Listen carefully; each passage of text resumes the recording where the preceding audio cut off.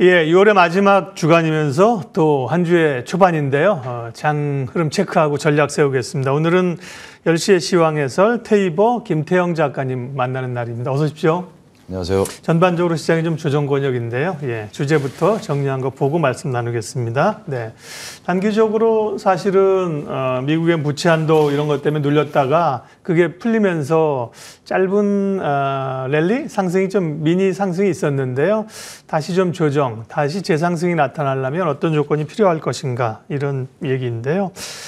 먼저 긴축과 경기 침체 우려가 다시 미국에서 불거지면서 좀 조정이지 않습니까? 우리도 그렇고 미국도 그렇고 조정의 양상이 어떻게 나타날 걸로 보세요?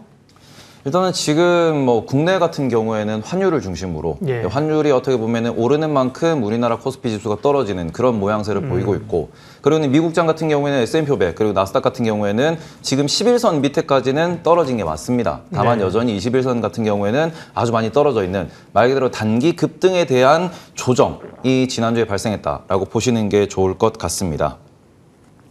좀 이격을 좁히는 그런 과정으로 보시는 거군요. 아직 그러니까 소위 미국에도 강세론자와 약세론자가 좀 부닥치고 있는 상황인데 가격 조정이 심하게 있을 걸로 보지는 않으시는 거네요, 보니까. 네, 여전히 지난주에 미국에서 계속 나왔던 이슈는 아마존 같은 경우 혹은 다른 AI 관련된 기업들에 대해 가지고 매수 보고서 혹은 투자 의견 상향 보고서가 계속해서 나오고 있습니다. 지금 시장 같은 경우에는 AI가 실제로 기업 APS 말 그대로 주당 순이익을 끌어올릴 수 있다라고 분석하는 분들이 많이 계시기 때문에 이 부분에 의한 실적 증명이 가능하다 그러면은 지금 올해 초부터 나스닥만 상승했던 지금의 반응, 지금의 분위기가 정당한 분위기가 될 수 있고, 이렇게 되면은 지금은 경기 침체 우려에 의해서 경기 민감주들 혹은 경기 방어주들이 눌려 있는 이런 모습들이 말 그대로 지금 기대하고 있는 바가 숫자로 나타나고, 그렇게 되면은 올해 초의 상승은 정당한 상승이 될 수도 있다. 그러니까 말 그대로 실적이 뒷받침이 돼서 숫자가 밀어올리게 되면은 지금의 상승은 오히려 조정을 받는 지금에서 매수의 기회로 삼을 수도 있다라고 생각하고 있습니다. 경기는 사실 조금씩 지금 슬로우해지는 건 맞습니다. 경기가 갑자기 사실 이제부터 좋아지는 건 아닙니다. 그죠? 그런데 이제 생각했던 것보다는 괜찮다고 해서 소위 괜찮은 장이다. 골디락스 얘기를 하는 거고요. 긴축 얘기는 다시 지금 계속해서 좀 우려가 되고 있고, 금리를 연준은 2번 더 올릴 수 있다. 시장은 정말 그럴까? 설왕설래 하는데, 긴축 얘기는 사실 시장에 이제 어느 정도 다 한 번 더 올린다고 해도 반영이 된 겁니까? 아니면 추가적으로 여전히 시장의 발목을 잡는 요인이 될까요? 지금 페드와치 같은 경우에도 보시면은 한 번의 인상까지는 대부분이 시장이 반영을 하고 있습니다. 다만 여기서 2번의 인상을 하겠다라고 이렇게 강경하게 말하는 부분을 전혀 시장이 믿지 않고 있다. 이 부분이 있는 것이고요. 그리고 지난주 같은 경우에는 영국도 그렇고요. 터키도 그렇고 네덜란드도 그렇고 금리를 예상보다 큰 폭으로 옮겼습니다. 그리고는 캐나다 같은 경우에도 금리를 동결한 이후에 금리를 한번 인상을 했는데, 이 부분에 있어가지고 주식시장도 마찬가지, 그리고는 채권시장까지도 보시더라도 지금 현재 작년 10월에 미국 채권시장이 조금 크게 흔들렸습니다. 글로벌 채권시장이 금리 인상을 너무 빠르게 하면서, 그리고는 영국에서 보험회사들이 채권 관련된 문제로 이게 줄도산에 이를 수 있다는 걱정들이 나오면서 주식시장은 크게 조정, 그리고 채권시장은 말 그대로 이제 금리가 급등하는 이런 모습을 좀 보였는데요. 그 이후의 차트를 보시면은 지금 미국의 채권 차트는 큰 움직임 없이 박스권 행보를 하고 있습니다. 말 그대로 지금은 매크로 이슈보다 말 그대로 하나하나 종목 이슈, 그리고는 섹터 이슈에 의해 가지고 시장이 움직이는 거고, 이 부분에 있어서 AI라는 큰 호재가 등장을 하면서 시장이 지금 올라가고 있는 부분이기 때문에 이 부분에 있어 가지고는 크게 걱정은 안 하셔도 된다라고 말씀을 드리고 싶습니다. 그럼 지금까지는 어쨌든 간에 좀 같이 오르는, 물론 쏠림은 있었지만 더 이제 조금 장은 조금 쉬면서 종목별로 움직이니까 조금 더 까다로워질 수 있는데요. 이후의 증시 흐름은 그러면 제한적인 어쨌든 조정 박스권으로 봐야 되는지, 앞으로 실적 시즌도 맞이하고 우리가 대응 전략은 어떻게 가져가야 될까요? 저 같은 경우는 시나리오가 2가지가 있다라고 좀 말씀을 드리고 있습니다. 지금 우리가 3월 SVB 사태가 터진 이후부터 어떻게 보면 유동성 파티가 좀 짧게 벌어지고 있는 상황이고, 이 부분이 AI라는 포인트 때문에 더 강하게 한쪽으로 쏠림 현상이 나타났습니다. 그러면 이 부분에 있어가지고 숫자가 뒷받침이 되어주면서 지금 증시가 버티고, 그리고는 지금까지 상승은 이미 선반영이었어. 그리고는 실적이 더 좋아질 거야. 이 부분에 있어서 조금 차분하게 실적을 경계하면서 올라간다라고 하면은 우리가 지금 봐야 될 것은 여기부터 버블이 시작이 될 거냐, 아니면은 좀 차분한 상승을 만들어 나갈 거냐, 이 2가지에 있어가지고 관찰이 좀 필요하다고 생각을 합니다. 말 그대로 지금 하반기에 대해 가지고는 경기 침체가 얼마나 깊을지에 대해서 그리고는 그 경기 침체의 깊이에 있어 가지고 중앙은행이 어떻게 반응을 할지에 대해서는 아무도 모르는 겁니다. 그때 데이터가 지금 뭐 주말 사이도 뉴스가 나왔지만 러시아에서 갑자기 좀 급작스러운 문제가 생겼고요. 예. 이로 인해서 오늘 아침부터 천연가스 혹은 유가가 급등하고 있는 모양새를 보이고는 있습니다. 이게 만약에 더 올라간다 그러면 인플레이션은 떨어지지 않는다라는 얘기가 나올 거고요. 그러면은 지금은 경기보다는 인플레를 우선하고 있는 매크로 상황에서 고금리가 더 지속되고 금리 인하가 더 늦어진다. 원자재 가격 올라오면서 다시 인플레이션 데이터가 올라온다 그러면은 오히려 경기 침체는 더 깊어질 겁니다. 그러면 이런 부분에서 지금 우리는 AI라는 혹은 금리 인상이 끝났다라는 여러 가지 호재를 반영하면서 시장이 올라왔는데 우리의 현재 시점의 가정에서는 연말에 경기 침체가 심하지 않을 거야. 말 그대로 우리가 뭐 연착륙이 됐든 아니면은 경기 침체가 오는 만큼 인플레이션도 떨어지면서 금리 인하를 하고 말 그대로 경기가 확장되는 사이클의 도입점, 우리가 시작점에 있다라고 판단하면서 지금 매수가 강하게 들어오는데 이 기대감이 깨진다 그러면은 좀 강하게 무너질 수도 있는 부분이고요. 그러고는 혹은 지금부터 실적을 무시하고 뭔가 강한 호재로 더 이상의 버블이 만들어지면은 뭐 산이 높으면 골이 깊어질 수도 있다라는 측면에서 지금 올해 여름에 실적에 맞는 주가를 증명해낼 것이냐. 이렇게 되면은 우리가 조금 건강한 우상향장을 골디락스장을 볼 수도 있을 것이고 뭐 실적보다 조금 과한 부분 혹은 여기서 실적을 무시하고 올라가는 부분이 나오면은 조금 깊은 골을 대비해야 되는 하반기가 될 수도 있다. 이렇게 두 가지 시나리오로 보시는 게 좋을 것 같습니다. 네, 그럼 섹터하고 종목 이야기 좀 하도록 하겠습니다. 뭐 관심 종목 가기 전에요. 네이버 카카오가 워낙 이제 과거에 이제 국민주로 많은 분들이 여겨질 만큼 관심 있고 여전히 보유하면서 손실을 본 분들이 많은데 미국은 뭐 AI 열풍이라는데 네이버 카카오는 왜 이렇게 약한 걸까요? 전망은 어떠세요? 지금 네이버와 카카오 같은 경우에는 제가 뭐 조금 이야기를 좀 자주 드리는 네. 기업들이긴 한데 첫 번째 네이버를 먼저 말씀을 드리도록 하겠습니다. 네이버 같은 경우에는 우리나라에서는 가장 대표적인 테크 기업입니다. 그런데 이게 과연 빅테크냐라고 하면은 글로벌 기준에서 빅테크는 아니에요. 말 그대로 한국 내에서만 서비스를 하고 있다 보니 여기에서 시장에서는 계속해서 의문을 던지는 게 네이버는 스스로 우리는 AI에 대한 경쟁력이 있다. 라고 표현을 하지만 이게 글로벌 시장에 먹히느냐에 대해서는 여전히 데이터 보유량이 적고 그리고는 한국어라는 장벽이 있다. 네. 한국어 같은 경우에는 어순에 있어서 혹은 우리가 이렇게 과학적으로 풀어내는 이런 능력치는 좋지만 이게 글로벌 공통어인 영어랑은 조금 차별점이 있거든요. 이러다 보니 이 부분에 있어서 진입장벽도 분명히 존재를 하는 것이기 때문에 그리고는 해외에서 하고 있는 사업이 많지 않기 때문에 AI에 대한 수혜, 기대감이 좀 적다. 라고 보실 수 있을 것 같고요. 그러고는 가장 문제점이 네이버라고 하면은 미국에 있는 구글과 비교를 할 수밖에 없습니다. 그런데 구글과 우리 PER 기준으로 보시면은 조금 네이버가 높게 평가되는 것도 없지 않아 있다. 싸지 않다. 네, 그렇기 때문에 저는 네이버를 항상 이제 뭐 말씀을 드릴 때도 애매해서 사기가 어렵다. 그리고 차라리 저렴하거나 아니면 정말 혁신적인 기술, 혁신을 보여주면서 우리가 사야 된다고 이렇게 땡기는 뭔가를 보여줘야 올라갈 수 있을 텐데 그런 게 없기 때문에 현재 애매하다라고 보시는 게 좋고 그래서 주가가 빠지지도 그리고 오르지도 않고 있는 박스권 상황이다. 라고 말씀을 좀 드리고 싶고요. 카카오는 더 답답하죠, 좀. 그죠? 카카오 같은 경우에는 제가 뭐 여기서 말씀을 드려도 될지는 모르겠지만 고점 날 제가 글을 남겨놨어요.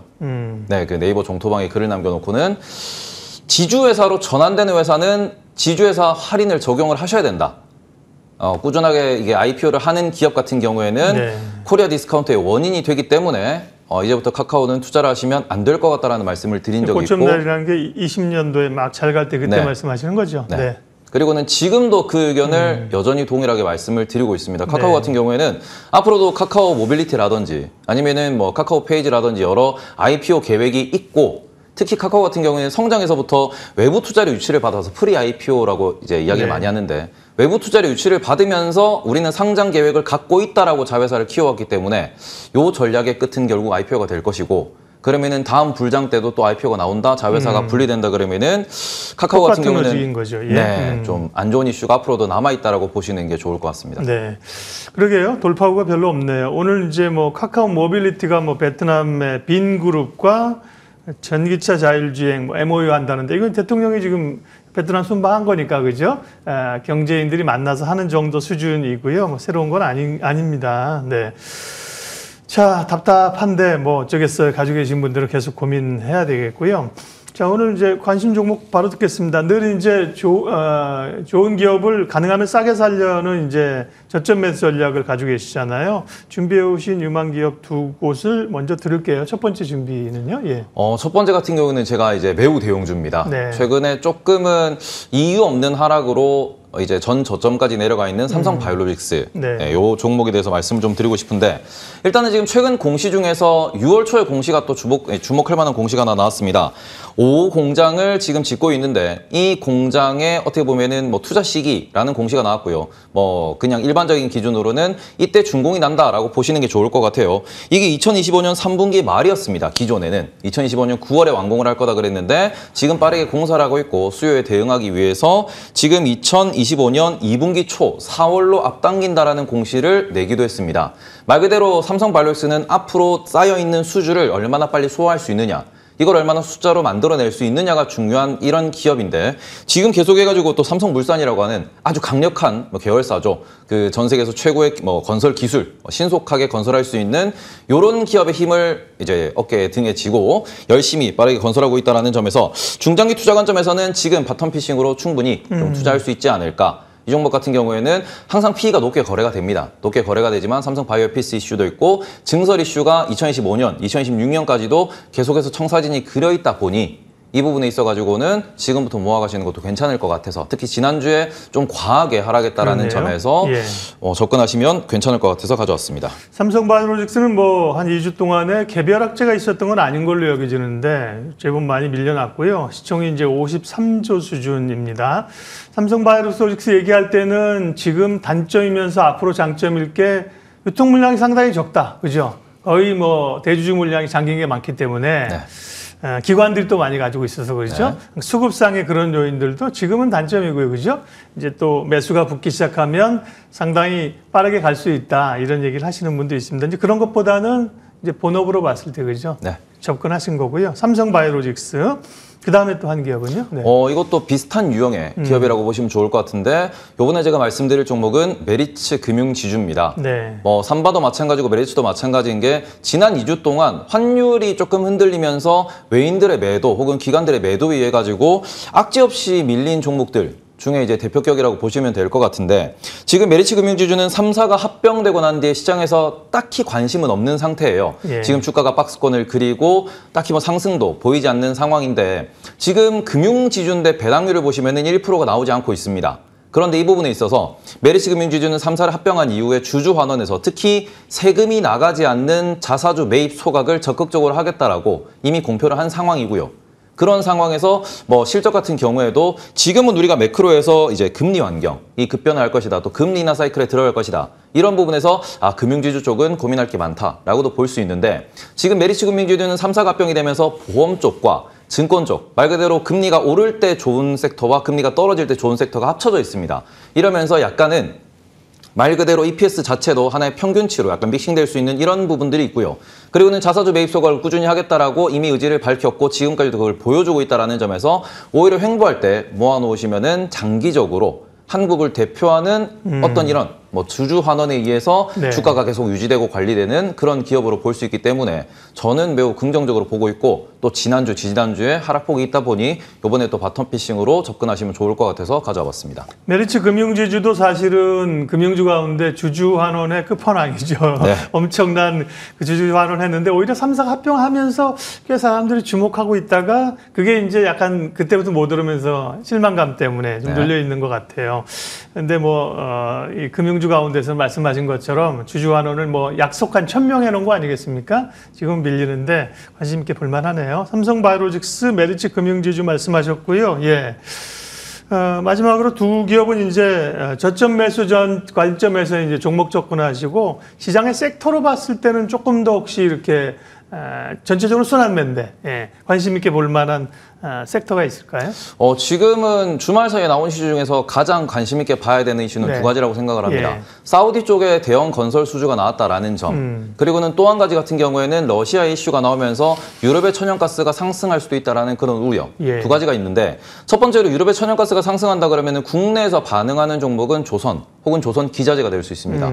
그리고 이 부분 같은 경우에는 조선 세트업체는 조금 많이 올랐지만 조선 기자재 같은 경우에는 아직까지는 뭔가 좀 매수해도 될 만한 가격대다 이런 기업들이 많이 보이기 때문에 조선 기자재 쪽 관심 가지는 게 어떨까라고 좀 말씀을 드리고 싶고요. 네. 그다음에는 우크라이나하고 그다음에 현대건설 같은 경우에는 아무래도 이게 건설 쪽이다 보니 건설 기계 쪽에 예. 좀 또 중소형 종목들이 있는데 그 종목들도 배당이 3%대가 나오고 PER이 한 5배 정도, 7배 정도 나오는 종목들이 꽤 많습니다. 그래서 우리가 건설 기계에서도 우량한 중소형주들이 많기 때문에 그쪽에 관심 가져보시는 것도 조금은 저점 매수 전략으로도 유효할 것 같습니다.